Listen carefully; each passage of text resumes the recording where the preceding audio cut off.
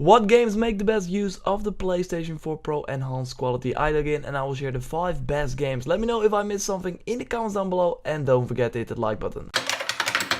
One of the biggest titles of this year, Battlefield 1, really benefits from the PlayStation 4 Pro patch. The game doesn't only look better with HDR and 4K, but the frame rate is also superb over the original PS4. This is especially interesting in a multiplayer match where frame rate can really help. The difference can be as high as 15 frames with the PS4 Pro version running on a good 60 frames most of the time, but the regular PS4 version dipping to 45 frames per second. You can watch a detailed look at the frame rate differences in a video made by Digital Foundry that you can find by clicking the link I put in the description below, but this also means that you have a better Battlefield 1 experience while playing on a 1080p screen.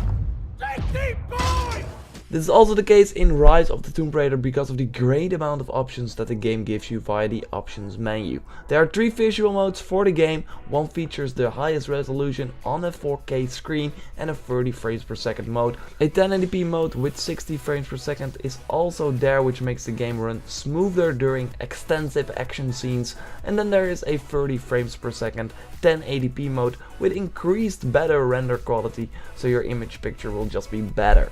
The amount of options in Rise of the Tomb Raider is just great because simply not a lot of games are providing this PlayStation 4 Pro support at the moment.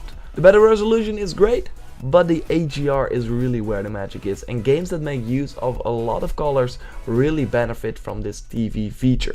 Games like Ratchet and Clank. The reboot already looked amazing on the PlayStation 4, but the PS4 Pro version has a way better depth between light-dark imagery because of the HDR mode. When you just play it on a 4K TV with full HDR on, you would think that it's normal, but then when you switch it off to the normal game settings, you will be surprised by the difference in color. The game does run on a better frame rate though, but the enhanced resolution, not native 4K but close, makes it even closer to a Pixar movie than before. During a PlayStation 4 Pro event, I also got to try NBA 2K17, and while I'm not a huge basketball fan, I was super impressed by the looks of that game on the PlayStation 4 Pro. The 4K resolution makes the already impressive character models look even more sharp, but the HDR feature is once again the most impressive feature of all. The orange basketball field, the amount of different colors because of the different shirts that the players are wearing, and even the audience made it a way more impressive experience with HDR on the PlayStation 4 Pro.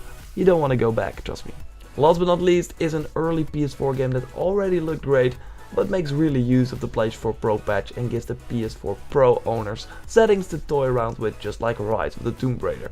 In Infamous Second Son and Infamous First Light, you can choose for a higher resolution mode where it will upscale to 4K, and people playing on a 1080p screen or that want a smoother gameplay experience can go for the higher frame rate mode, which makes your game run 60 frames per second. Once again, the HDR is of course also a thing that will really shine in this PlayStation 4 game because the powers all feature a great use of different colors. For example, the neon powers from Fetch that really shine on the PlayStation 4 Pro. Those are the top 5 PlayStation Pro games right now, but with For Honor, Horizon and Final Fantasy 15 coming out as well, this might change of course in the future. I got a ton of PlayStation 4 Pro videos up on the channel and we'll have more soon, so be sure to check them out and subscribe if you haven't already. Like the video if you did. I will speak to you next time. Goodbye.